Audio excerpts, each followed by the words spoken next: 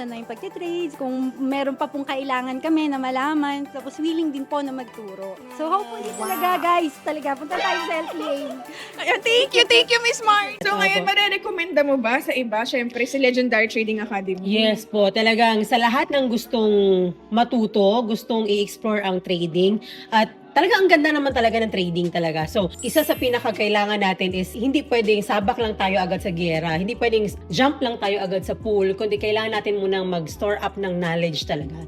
Hindi ako naniniwala dun sa mga ibang nagsasabi, nagko-content na hindi daw kailangan. Yung talaga, kasi naranasan ko talaga from emotions, 'di ba? Kung ano yung pinaka-new karakter ng newbie, naranasan ko talaga dito. So, kinakailangan talagang magkaroon ng knowledge, and LTA is the best for you talaga. Yes, sobra.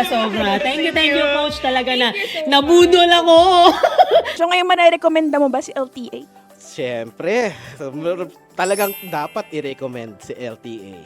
Bakit kailangan ng mga Pilipino matutunan ng trading? Kasi talagang yung time freedom, number one. Financial freedom.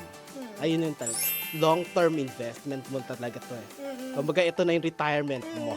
Ayun na. Tama. Kasi talagang, dapat guys, ma-appreciate nyo ang trading kasi definitely this could change your life. Kasi talagang in just a minute or second or an hour, pwede ka kumita ng dolyar, diba?